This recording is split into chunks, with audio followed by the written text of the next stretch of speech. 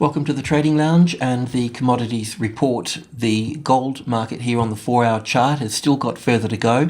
So from this particular wave 4 here, we're looking for 5 waves up. 1, 2, 3. We've got wave 4 in now, and we're looking for wave 5 up through to here, which should take us into the, 1335, 1340 sort of area here. The 5th wave may extend. We'll just have to see how we go. We know the US dollar is retesting the 80, so that a bit of strength there. So we'll need to see if that 80 becomes the support or the resistance. Let's just have a quick look at that now. You can see that it's this particular low here from group 2 is also the 61.8 retracement level. So we need to see how this builds here. I mean, support on here will obviously place more pressure on commodities. Coming back to the gold here, so we're just really looking for a push into new highs here somewhere, and then we'll see a larger A, B and C, or a larger pattern coming back here as such. But I'm also mindful as well is that the 1330 is the top of subgroup 1, 10, 20 and 30. So it's quite normal for the market to move up to 40 or even 50 or somewhere up here, and then come back and test the 1320 area here, and until the 1320 becomes the retested resistance, then this market can still work higher. So that's what we'd be looking for to confirm the downside, is 1320, the pivot within group 1, as a retested resistance. Otherwise, if this market moves up through here somewhere, comes back and has a correction through here, it may even spike lower here through the 320, as long as it doesn't test it as resistance. But this market finding support on the 1330 here separates it from the 1300 and sends it higher. So we need to be mindful of that. So we need to stay with the trend, in essence, understand that there's a possible turning point, and we won't be able to confirm that turning point until the 320 becomes the retested resistance. And if it becomes support, well, we need to trade what we see, and we'll be going with that. The silver market, much the same sort of pattern as gold, slightly different. We were looking for new highs. We've got those. It appears that we'll get more highs here as well, because from this low here, we've got an impulse wave up here, and then we come back here, and this move up through here makes all of this low here uncompleted. So I would think that we've got a 1, 2, 3, 4 and 5 still further to go here on this particular market as well. So look, bear that in mind on the intraday here. So you can bring the stops up under this low here. It can't go past this low. If it goes past this low here, then we've got a top in place here. Simple as that. Of course, this move up here can come back and retest the demand here, even into this area here. But taking out the previous low here makes it an overlapping wave structure and bearish at that point. Once again, the top of group 1 is 2130. A nice tested support on top of that will take the market higher from that point. The copper market is very strong. You can see on the daily chart here, we've had that strong move up through here. And I also want to point out too that when the market gets to, or if the market gets to 330, and it's not that we can see it here on this futures chart here, but on a continuous chart, on a weekly chart, a move up into 330 areas here would give overlapping wave structures with a particular wave structure down here that's important. And what that would do is make this whole move up here bullish.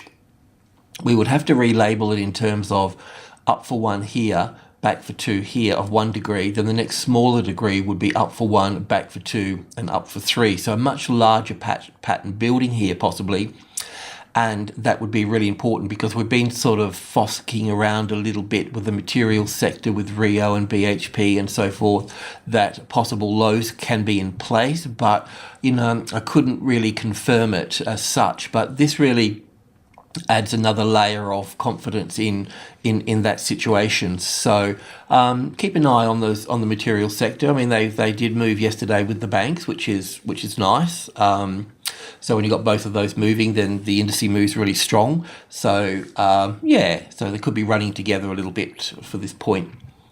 The oil market is still weak, simply while it's under 105. That said, The 104 that was mentioned yesterday, 104.50 to 104, has got all these tops here as support here.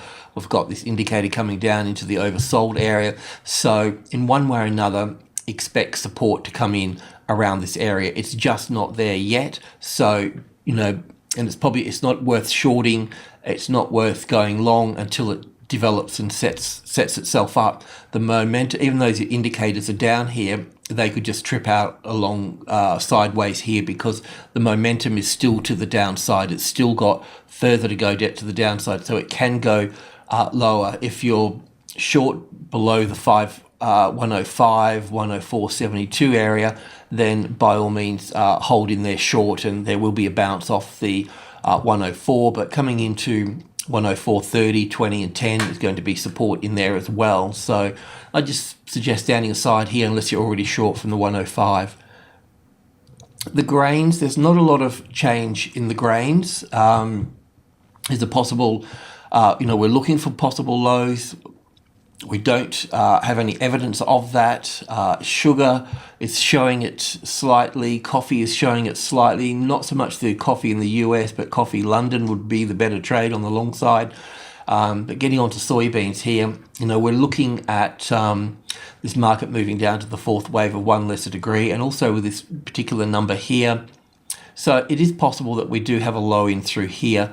But if the 1300, and we need to give it time as well to develop into this number, and then we need to examine the price action as it comes out of this number to see if it's impulsive or corrective. If, however, after a few little bounces, the 1300 becomes the retested resistance, then we need to stay with the trend and we need to look to short from that point, and look for a bigger bear market to the downside. Currently as it stands, we're looking at this as wave 3, wave 4, and looking at this as wave 5 coming down through here. So it's just going to be interesting what occurs in here. I'm not going to pull this part just yet through here. Support on 1330 is a positive to the upside, of course, but I just feel we need to leave this for a session or so. We've got trading in the US tonight, but we've got the 4th of July holiday as well in the US too on Friday, so there'll be low volumes and not a lot happening. The wheat market is the same as well. This is the old low over here. We're just looking to see, how this old low at 5.57 is treated. Look, there's not a lot that we can do here. It's just a matter of it's just not a clear wave structure. If the 600 becomes the support, then we'll look to go along from that point. Otherwise, this can just keep edging lower to this particular old low through here. And if you're going to short from here, you'd need the 572 as the retested resistance.